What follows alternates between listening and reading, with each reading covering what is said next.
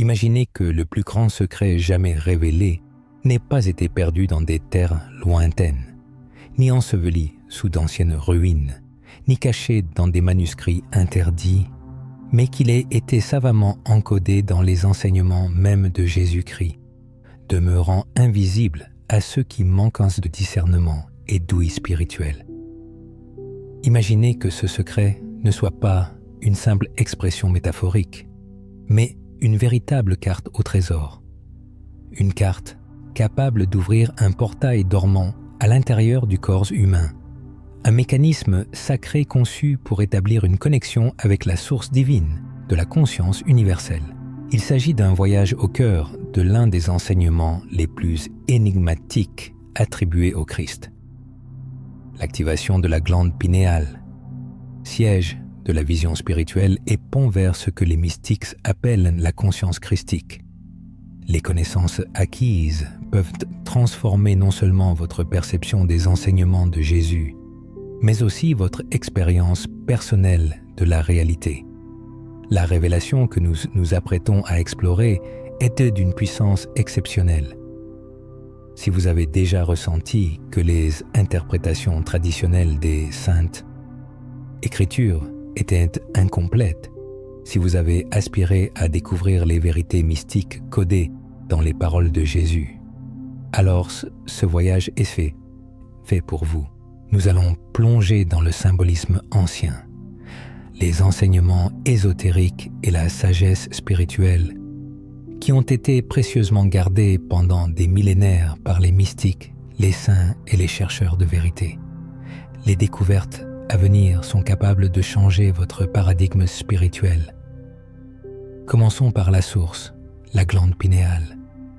Cette minuscule glande, souvent appelée le troisième œil, ressemblant à une pomme de Pan et située au centre même du cerveau, a longtemps captivé l'attention des philosophes, des mystiques et des scientifiques.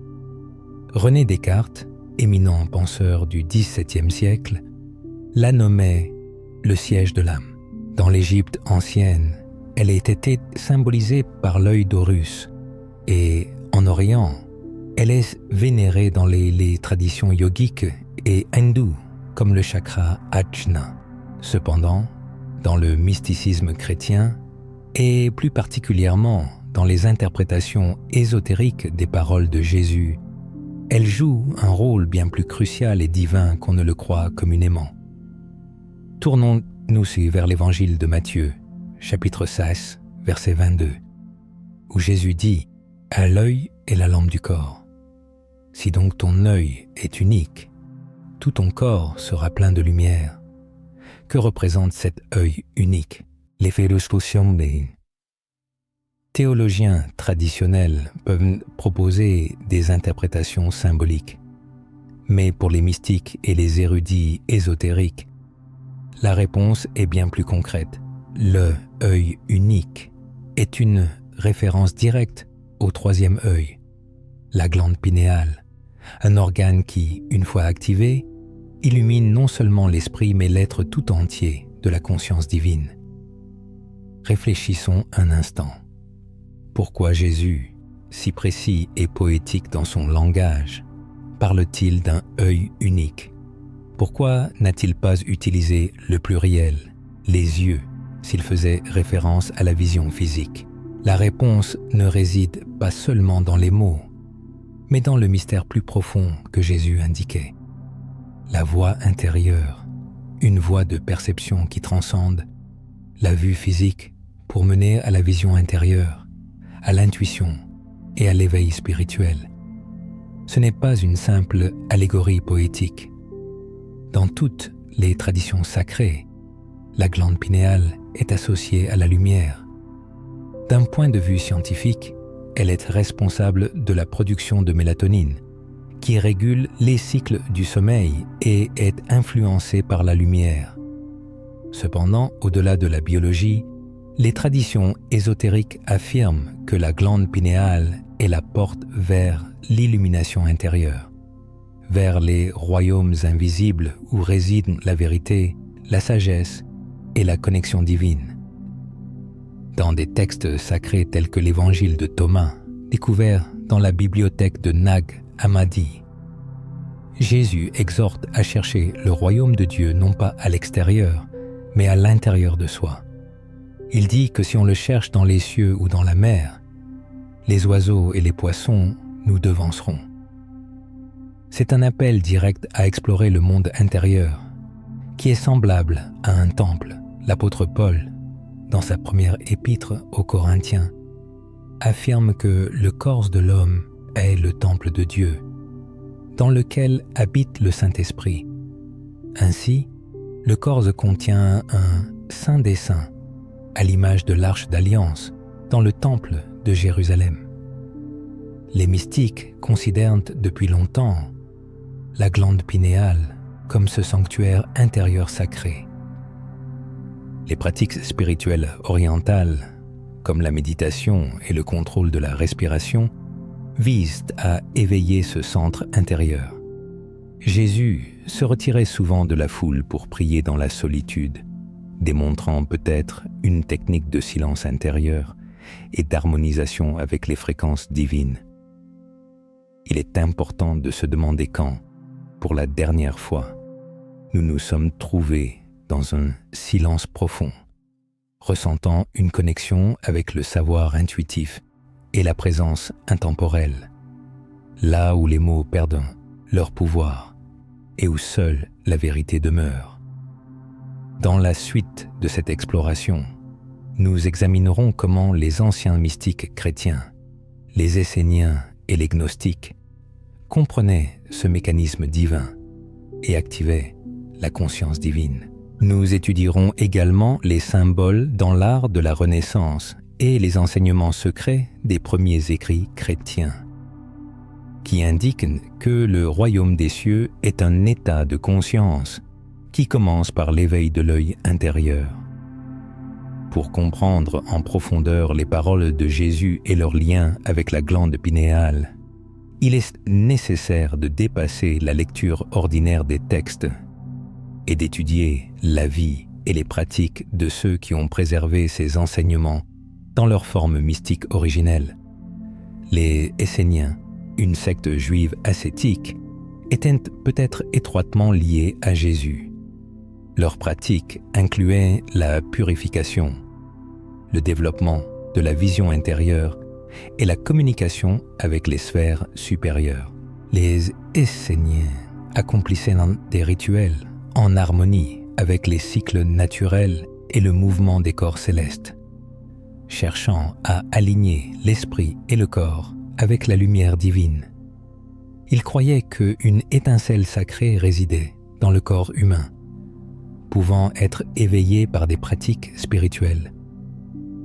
Ces enseignements, bien que rejetés par certains courants religieux, font écho aux vérités trouvées dans d'autres systèmes spirituels anciens, tels que ceux de l'Égypte, de l'Inde et du Tibet. Tournons notre regard vers la glande pinéale, cet organe mystérieux enveloppé d'un voile de savoir ancien. Les Égyptiens de l'Antiquité, animés d'un profond respect pour son rôle, ont érigé des rituels d'initiation entiers autour du concept de l'œil de Ra ou de l'œil d'Horus, un symbole dont la ressemblance anatomique avec la glande pinéale et la région du mésencéphale qui l'entoure est stupéfiante. Dans ces rites sacrés, les initiés apprenaient à mourir à la perception sensorielle pour éveiller la vision spirituelle dormante en eux. Par de longues périodes de silence, d'abstinence et d'exercice respiratoire, ils entraient dans des états de conscience modifiés, se connectant aux sphères éternelles de la connaissance divine et de l'ordre cosmique. Ne peut-on pas supposer que Jésus, ayant passé des années en Égypte dans sa jeunesse, une période non documentée dans les textes bibliques mais objet de vifs débats parmi les chercheurs et les mystiques, a absorbé ces enseignements pour ensuite les réinterpréter afin qu'ils correspondent à sa mission divine. C'est dans ce contexte que ces instructions acquièrent des dimensions nouvelles et plus profondes. Lorsqu'il déclare « Celui qui m'a vu a vu le Père », il ne proclame pas simplement son unité avec Dieu de manière dogmatique. Il désigne un état de conscience qu'il incarnait, une conscience éveillée, illuminée et en parfaite résonance avec la source divine. Cette conscience christique n'est pas un simple titre ou une abstraction théologique, mais une vibration de la conscience divine qui transcende l'ego, la dualité et les illusions. Et voici la révélation la plus profonde. Jésus n'est pas venu pour être adoré pour sa séparation de l'humanité, mais pour devenir un miroir reflétant notre propre potentiel supérieur. Réfléchissez un instant. Se pourrait-il que l'histoire de Jésus ne soit pas seulement la biographie d'une personnalité divine, mais aussi la carte symbolique de notre propre voyage intérieur? Et si la crucifixion symbolisait la mort de l'ego et la résurrection, l'éveil du véritable soi? Et si les miracles étaient des allégories de ce qui devient possible lorsque nous nous reconnectons à la vérité divine et activons nos facultés supérieures? L'Évangile de Luc témoigne que Jésus était rempli de sagesse et de la grâce de Dieu. Cependant, la sagesse, dans son sens ancien, n'est pas une simple accumulation de connaissances, c'est la gnose, la connaissance expérientielle du divin qui ne vient que par la révélation intérieure. Et où cette révélation se produit-elle?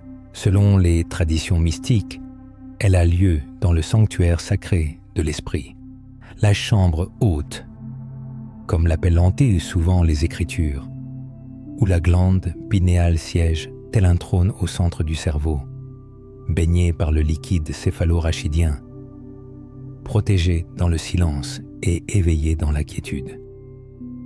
Sainte Thérèse d'Avila, une mystique chrétienne du XVIe siècle, a écrit sur le château intérieur, une vision de l'âme comme un château aux multiples demeures, dont la plus secrète est le lieu de rencontre entre l'homme et Dieu. Dans sa description, le chemin vers ce centre n'est pas éclairé par la doctrine, mais par l'amour, l'autodiscipline et la contemplation intérieure. Les parallèles sont évidents. Ce même voyage intérieur vers l'union divine se retrouve maintes et maintes fois dans les paroles de Jésus, les messages de Paul et les enseignements des mystiques de toutes les traditions. Il ne faut pas négliger le rôle des symboles dans la préservation de ces vérités secrètes. Tournons notre regard vers l'art de la Renaissance, en particulier les œuvres de Michel-Ange. Dans la chapelle Sixtine, on peut voir la représentation de Dieu donnant la vie à Adam, où Dieu est représenté enveloppé dans une forme qui reflète l'anatomie du cerveau humain et plus précisément la région de la glande pinéale. Était-ce une simple coïncidence? Ou Michel-Ange lui-même était-il initié à un savoir secret, gravant des vérités cachées à la vue de tous? Tiens, pourquoi l'image de la pomme de pin que l'on retrouve dans les symboles du Vatican, l'art égyptien, les sculptures sumériennes et les temples orientaux est-elle si vénérée à travers les cultures et les époques? La réponse réside dans la compréhension de ce qu'elle représente, l'illumination, l'éveil spirituel et le lien entre les mondes physiques et divins. Comment activer cette connexion? Les pratiques anciennes désignent la respiration, prana, rua ou spiritus, comme le pont entre le visible et l'invisible, le matériel et le spirituel. Dans le livre de la Genèse, Dieu souffle la vie en Adam, et dans l'évangile de Jean, Jésus souffle sur ses disciples en disant « Recevez le Saint-Esprit ». La respiration porte en elle le pouvoir de l'éveil, des pratiques telles que la rétention du souffle, la respiration profonde et consciente, et la demeure dans le silence sont utilisées depuis longtemps pour apaiser le mental, oxygéner le cerveau et stimuler l'activité de la glande pinéale. La science moderne ne fait que commencer à confirmer ces savoirs anciens. Des études sur la méditation montrent que des périodes prolongées d'immobilité et de pleine conscience favorisent la décalcification de la glande pinéale et améliorent son fonctionnement. Les scientifiques ont découvert que certaines fréquences, notamment dans les gammes θ et gamma, activent des zones du cerveau associées à la perspicacité spirituelle, à la joie et à la paix, des qualités souvent attribuées à la conscience christique. Posez-vous la question, lorsque vous priez, ne faites-vous que parler ou écoutez-vous également? Attendez-vous que Dieu réponde à travers le chaos de vos pensées ou à travers le silence de votre âme? Peut-être que le silence que Jésus cherchait dans le désert n'était pas un simple isolement, mais un moyen de communiquer avec le Père. Nous explorerons ensuite les méthodes pratetiti, pratiques d'activation de la glande pinéale utilisées par les mystiques, les moines et les maîtres spirituels au fil des siècles. Nous examinerons la géométrie sacrée inscrite dans le cerveau, les technologies spirituelles préservées dans les textes sacrés et comment, par un effort conscient, nous pouvons éveiller le Christ en nous.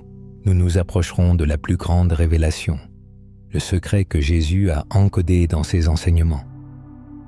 Et si l'architecture de votre cerveau était conçue pour refléter la géométrie sacrée, un ordre divin caché dans votre biologie et indiquant le chemin vers une conscience supérieure. Ce n'est pas une simple supposition. La neurobiologie moderne confirme que le cerveau contient une cavité centrale, connue sous le nom de système ventriculaire. À l'intérieur de cet espace se trouve une structure cristalline entourée de liquide, la glande pinéale située entre les deux hémisphères, précisément au centre géométrique du cerveau. Les mystiques sont convaincus que ce n'est pas un hasard, mais un microcosme divin du macrocosme, reflétant les lieux saints mentionnés dans chaque tradition spirituelle.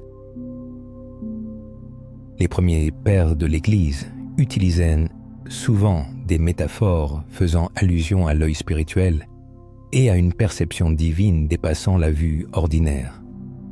Origène, l'un des premiers théologiens chrétiens, écrivait que l'âme possède un œil, tout comme le corps, et que par la purification, cet œil est capable de contempler les réalités divines. Saint Augustin enseignait également que la véritable vision n'est pas celle de la chair, mais celle du cœur illuminé par Dieu. Mais qu'entend-on par purification? Il ne s'agit pas d'un perfectionnisme moral, mais d'un alignement avec les fréquences divines, les pensées supérieures et une présence intentionnelle. En pratique, l'activation de la glande pinéale, ou troisième œil, implique un retour au silence, la libération des pensées négatives et le développement de la quiétude intérieure. C'est l'art de demeurer dans le maintenant sacré, l'instant où l'éternité rencontre le temps, où vous êtes ouvert et réceptif au divin. Les traditions anciennes cherchant à soutenir cet éveil spirituel ont précieusement conservé des pratiques sacrées. Parmi elles se distingue la méditation, comprise non pas comme une quête moderne du vide mental, mais comme un apaisement intentionnel des pensées qui ouvre la voie à une conscience supérieure. Dans la tradition contemplative chrétienne, cela se reflète dans la prière de centrage, une méthode pratiquée par des mystiques tels que Saint Jean de la Croix et Thomas Keating. Le but de cette pratique est simple et profond, aller au-delà des mots pour entrer dans la présence silencieuse de Dieu. Il convient de méditer sur les exemples de la vie de Jésus, ses retraites dans le désert, ses ascensions solitaires sur les montagnes ses prières nocturnes dans la solitude. Ce n'étaient pas de simples moments d'isolement, mais des expériences initiatiques. Dans le silence, loin de l'agitation du monde, il communiait avec le Père, plongeant dans les états les plus profonds de l'union divine. Des expériences similaires sont décrites par de nombreux mystiques à travers l'histoire, qui rapportent des phénomènes lumineux lors d'une pratique spirituelle profonde, des visions d'une illumination éclatante, des sensations de présence divine et des intuitions qui viennent sans réflexion. Il est remarquable que des recherches scientifiques modernes associent ces expériences à l'activité de la glande pinéale. Cette glande produit des composés naturels tels que la mélatonine et, dans certaines conditions, la diméthyltryptamine, DMT, une molécule souvent appelée la molécule de l'esprit, en raison de son puissant effet sur la conscience. Bien que les recherches dans ce domaine se poursuivent, les mystiques parlent depuis des siècles d'une lumière intérieure. Dans la Philokalie, un recueil de textes mystiques chrétiens orthodoxes, des moines décrivent une lumière incréée, une radiance divine qui peut être ressentie pendant une prière profonde. Est-il possible que cette lumière, cette radiance mystique, soit l'expérience directe de la conscience christique activée? Ce n'est pas une simple théorie spéculative, mais une réalité accessible à l'expérience, et elle commence par l'intention. Il est nécessaire de consacrer du temps au silence sacré. Trouver un moment chaque jour pour s'asseoir tranquillement, fermer les yeux et diriger son attention vers l'intérieur. Il faut se concentrer doucement sur le point entre les sourcils, l'emplacement du troisième œil. La respiration doit être lente et profonde, permettant au corps de se détendre. Dans cet état, il faut commencer à inviter la présence divine. Aucun mot spécial n'est nécessaire ici, seule la sincérité et l'ouverture comptent. Avec le temps, les couches de bruit extérieur commenceront à se dissiper, et de l'intérieur s'élèvera quelque chose de sacré, un silence rempli de connaissances, une quiétude imprégnée de lumière. Une autre méthode ancienne est liée au son. Dans de nombreuses traditions spirituelles, on considère que les fréquences sonores, en particulier celles basées sur des rapports sacrés comme les fréquences du solfège, stimulent et éveillent la glande pinéale. Les chants grégoriens, les prières hébraïques anciennes, les mantras sanscrits, tous résonnent avec des fréquences qui harmonisent le système nerveux et ouvrent les sens intérieurs. Dans l'évangile de Jean, il est dit « Au commencement était la parole, et la parole était avec Dieu, et la parole était Dieu. » Il ne s'agit pas simplement du langage. La parole, en grec logos, signifie le principe divin d'ordre et de création, l'intelligence vibratoire. Lorsque l'on chante, prononce ou psalmodie des sons sacrés, on s'harmonise avec cette vibration divine, activant les centres spirituels du corps, y compris la glande pinéale. La glande pinéale, cet organe petit mais puissant, joue un rôle central dans l'éveil spirituel. Il ne faut pas oublier la pratique du jeûne, un exemple suivi par Jésus lorsqu'il a passé 40 jours dans la solitude du désert, alors que certains ne voient dans le jeûne qu'un acte d'autolimitation. Les ésotéristes le considèrent comme un comme un outil pour atteindre la clarté spirituelle. Le jeûne, pratiqué consciemment et avec un but précis, peut apaiser le corps, purifier l'esprit et aiguiser la réceptivité aux révélations divines. Lorsque l'énergie du corps n'est pas dépensée pour la digestion et que les sens sont atténués, les facultés intérieures de l'homme s'activent. Le symbolisme joue également un rôle important dans cette énigme ésotérique.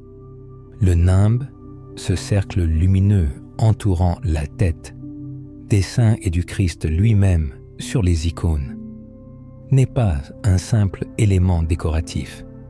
C'est le symbole de l'illumination, de la perception éveillée.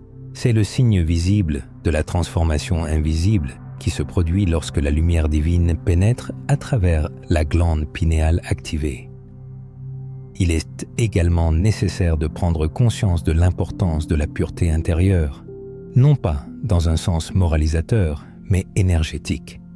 Des sentiments comme l'envie, la peur, le jugement et la colère créent une lourdeur énergétique, tandis que l'amour, la compassion, le pardon et la révérence nous élèvent à des niveaux de conscience supérieurs.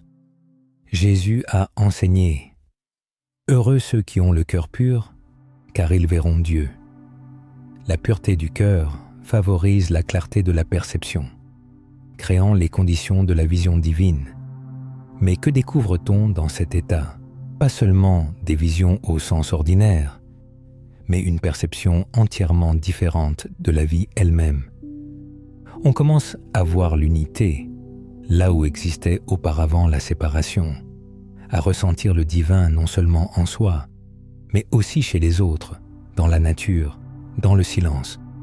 C'est là le fruit de la conscience du Christ, non pas une fuite du monde, mais un regard transformé sur lui. Chacun peut se demander, a-t-il déjà ressenti une présence immuable, cette vibration sacrée dans le cœur qu'il est impossible d'exprimer par des mots? Y a-t-il eu des moments où le temps semblait s'arrêter et où tout autour commençait à scintiller de sens? Ce ne sont pas des coïncidences, mais des éclairs de lumière intérieure qui percent à travers. Dans la dernière partie de cette étude, sera révélé l'enseignement le plus profond de tous, le code caché laissé par Jésus dans ses paraboles et ses actes, préservé pour ceux qui sont prêts à voir la vérité derrière le voile du quotidien. Ce secret révèle non seulement comment éveiller la conscience du Christ, mais aussi la raison pour laquelle chaque être humain naît avec ce potentiel divin. C'est la clé qui reliera tout et ouvrira notre destinée spirituelle. Dans le voyage spirituel de chaque personne, il arrive un moment où la vérité cesse d'être enfermée dans les livres, les enseignements ou même les souvenirs. Elle commence à parler de l'intérieur. Et cette voix n'est pas celle de l'ego ou de la raison, mais une connaissance silencieuse qui résonne depuis l'éternité. L'éveil de la conscience christique n'est pas une métaphore, mais une réalité spirituelle. Et Jésus a montré le chemin pour y parvenir, si nous avons le courage de regarder au-delà de la surface. Dans l'évangile de Thomas, Jésus dit « Quand vous ferez des deux un, et vous ferez l'intérieur comme l'extérieur, et l'extérieur comme l'intérieur, et l'intérieur comme l'extérieur. L'extérieur comme l'intérieur, l'intérieur comme l'extérieur, l'extérieur comme l'intérieur. L'intérieur comme l'extérieur. Et l'extérieur comme l'intérieur. Et c'est l'intérieur comme l'extérieur, et l'extérieur comme l'intérieur, et l'intérieur comme l'extérieur, et l'extérieur comme l'intérieur, et l'intérieur comme l'extérieur, et l'extérieur comme l'intérieur, et l'intérieur comme l'extérieur, et l'extérieur comme l'intérieur, et l'intérieur comme l'extérieur, et l'extérieur comme l'intérieur, et l'intérieur comme l'extérieur, et l'extérieur comme l'intérieur, et l'intérieur comme l'extérieur, et l'extérieur comme l'intérieur, et l'intérieur comme l'extérieur, et l'extérieur comme l'intérieur, et l'intérieur comme l'extérieur. L'extérieur comme l'intérieur et l'intérieur comme l'extérieur, et l'extérieur comme l'intérieur, et l'intérieur comme l'extérieur, et l'extérieur comme l'intérieur, et l'intérieur comme l'extérieur, et l'extérieur comme l'intérieur, et l'intérieur comme l'extérieur, et l'extérieur comme l'intérieur, et l'intérieur comme l'extérieur, et l'extérieur comme l'intérieur, et l'intérieur comme l'extérieur, et l'extérieur comme l'intérieur, et l'intérieur comme l'extérieur, et l'extérieur comme l'intérieur, et l'intérieur comme l'extérieur, et l'extérieur comme l'intérieur, et l'intérieur comme l'extérieur, et l'extérieur comme l'intérieur, et l'intérieur comme l'extérieur, et l'extérieur comme l'intérieur, et l'intérieur comme l'extérieur, et l'extérieur comme l'intérieur, et l'intérieur comme l'extérieur, et l'extérieur comme l'intérieur, et l'intérieur comme l'extérieur, et l'extérieur comme l'intérieur, et l'intérieur comme l'extérieur, et l'extérieur comme l'intérieur, et l'intérieur comme l'extérieur, et l'extérieur comme l'intérieur, et l'intérieur comme l'extérieur, et l'extérieur comme l'intérieur, et l'intérieur comme l'extérieur, et l'extérieur comme l'intérieur, et l'intérieur comme l'extérieur, et l'extérieur comme l'intérieur, et l'intérieur comme l'extérieur, et l'extérieur comme l'intérieur, et l'intérieur comme l'extérieur, et l'extérieur comme l'intérieur, et l'intérieur comme l'extérieur, et l'extérieur comme l'intérieur, et l'intérieur comme l'extérieur, et l'extérieur comme que c'est l'intérieur de l'intérieur comme l'extérieur, et l'extérieur comme l'intérieur et de l'intérieur, comme l'extérieur et de l'extérieur, comme l'intérieur et de l'intérieur, comme l'extérieur et l'extérieur, comme l'intérieur de l'intérieur, comme l'extérieur et de l'extérieur, comme l'intérieur et de l'intérieur comme l'extérieur, et l'extérieur comme l'intérieur de l'intérieur comme l'extérieur, et l'extérieur comme l'intérieur,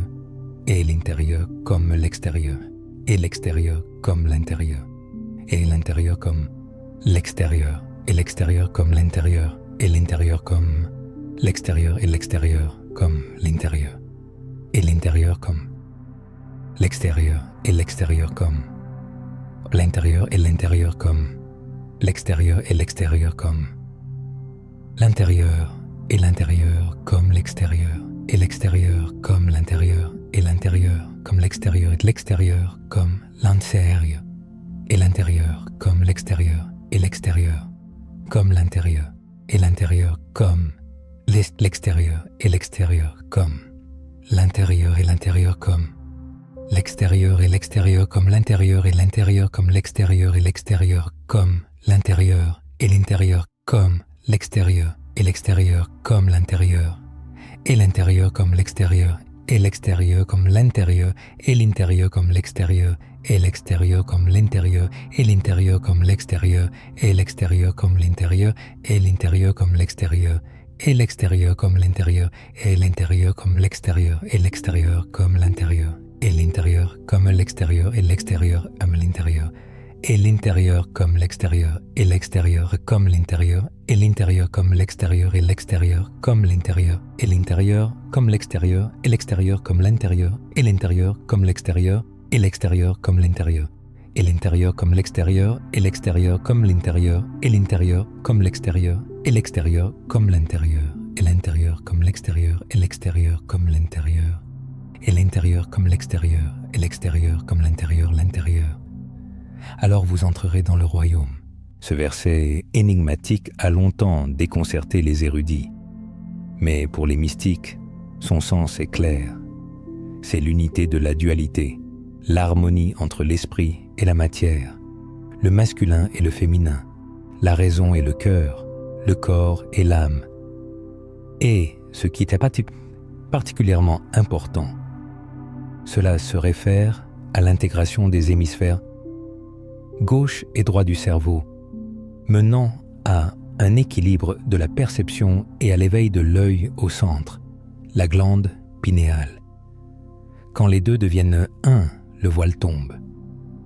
Le voile du mystère se lève, révélant à l'humanité une vérité profonde que Jésus n'a pas seulement prêchée, mais qu'il a vécue et incarnée. Il apparaît non seulement comme un maître de morale ou un agneau sacrificiel, mais comme un exemple vivant du potentiel caché en chaque être humain dont la conscience s'est éveillée à sa source divine. Ces paroles, « Moi et le Père sommes un », n'étaient pas une déclaration d'exclusivité, mais une proclamation d'unité, et il poursuivit « Vous ferez les œuvres que je fais, et vous en ferez de plus grandes encore. » Ces mots renferment un code secret, le plus puissant des enseignements. Le Christ n'est pas une personnalité à vénérer de loin, mais un état de conscience à découvrir en soi. Christ est un titre qui signifie « loint », celui qui a été touché par la lumière divine. Cet état n'était pas l'apanage exclusif de Jésus. Il est accessible à tous. Dans les anciennes écoles de mystère, le rite de l'onction d'huile sacrée, le chrisme, était accompli après de longues périodes de travail intérieur et de purification. Cependant, peu de gens savent que le corps humain produit également sa propre huile sacrée, une substance biochimique qui s'élève le long de la colonne vertébrale au cours du cycle lunaire, portant en elle le potentiel de l'éveil divin si elle est préservée et transmutée. Selon la tradition chrétienne ésotérique, cette huile monte depuis le plexus sacré et, en atteignant le cerveau, particulièrement lors de la pleine lune, elle peut stimuler la glande pinéale et illuminer la conscience. Cet enseignement, partiellement préservé par les saints et les mystiques, a été codifié dans des allégories, des paraboles et des symboles. La résurrection du Christ n'est pas seulement un événement historique, mais aussi une ascension métaphorique de l'essence divine au sein de l'être humain, la victoire de l'esprit sur la matière, l'illumination du véritable soi. Même les saintes écritures contiennent des allusions à cela. Dans l'Épître aux Colossiens 1,27, l'apôtre Paul écrit « Christ en vous, l'espérance de la gloire. Il ne s'agit pas d'adorer une figure extérieure, mais de reconnaître que ce qui était en Christ se trouve également en chaque être humain. Un potentiel, un code divin, la semence de l'éternité plantée en nous depuis le commencement. La glande pinéale est le gardien, le trône, la lampe du corps, attendant d'être activée par l'intention, la pureté et la discipline spirituelle. Mais pourquoi cette vérité a-t-elle été dissimulée? Parce que le savoir sacré a toujours été protégé, non pour le cacher à ceux qui en sont dignes, mais pour le préserver de la déformation par ceux qui ne sont pas prêts à le recevoir. Jésus lui-même a dit « Ne jetez pas vos perles au pourceau, non par élitisme, mais par sagesse. Des vérités d'une telle ampleur ne peuvent être comprises que par ceux qui cherchent avec le cœur, et non seulement avec l'esprit. » Qu'est-ce que cela signifie pour l'être humain d'aujourd'hui? Les enseignements de Jésus n'ont jamais eu pour but d'être confinés à des doctrines, des institutions ou des rituels. Ils étaient et demeurent une transmission vivante, une étincelle destinée à enflammer votre propre souvenir divin. Sa vie était un plan directeur et ses paroles, des clés. Et lorsque ces clés sont utilisées pour ouvrir le temple intérieur, les portes de la glande pinéale, l'individu ne se contente pas de croire en Dieu. Il fait l'expérience directe du divin. Il commence à voir avec l'œil unique, à entendre la voix dans le silence, à sentir la lumière intérieure qui le guide, non comme un système de croyances, mais comme une présence vivante. L'amour devient sa boussole, la compassion son langage, et la pleine conscience sa demeure. C'est dans cet état que l'on comprend les paroles de Jésus. Le royaume de Dieu est au-dedans de vous. Non pas un royaume d'or ou de murs, mais un royaume de conscience, de paix, de clarté divine, une fréquence qui, une fois éveillée, ne peut être enlevée. Elle devient le fondement à partir duquel une personne vit, aime et se meut dans le monde, non plus comme perdu dans les ténèbres, mais comme un réceptacle de lumière. Au lieu de rester dans l'ombre, révélez votre potentiel en tant que source de lumière capable d'illuminer le monde qui vous entoure. Posez-vous une question essentielle. êtes-vous prêt pour l'éveil? Cherchez à voir l'image du Christ non seulement dans les textes sacrés, mais aussi au plus profond de votre âme. Le chemin vers la conscience christique n'est pas une fuite de la réalité, mais un retour à vos origines, à la lumière divine qui a toujours brillé en chacun. La glande pinéale sert de porte. Les enseignements de Jésus sont la clé, et c'est à vous d'ouvrir cette porte pour entrer dans un nouveau monde de conscience. Ne laissez pas cette idée n'être qu'une pensée passagère, qu'elle devienne l'étincelle qui ravive la flamme ancienne en vous. Commencez dès aujourd'hui, dans le silence, en harmonie avec votre souffle, avec une intention ferme. Ne cherchez rien à l'extérieur, car tout ce dont vous avez besoin est déjà en vous. La vérité est que vous n'avez jamais été séparé de Dieu. Vous vous êtes simplement endormi à votre nature divine, et le temps est venu de vous réveiller.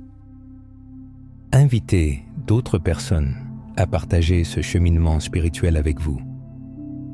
Rappelez-vous que ce chemin ne consiste pas à devenir quelqu'un de nouveau, mais à vous souvenir de qui vous êtes véritablement, un être divin, complet et éveillé. Le Christ est déjà présent en vous. Élevez-vous à la rencontre de votre véritable soi.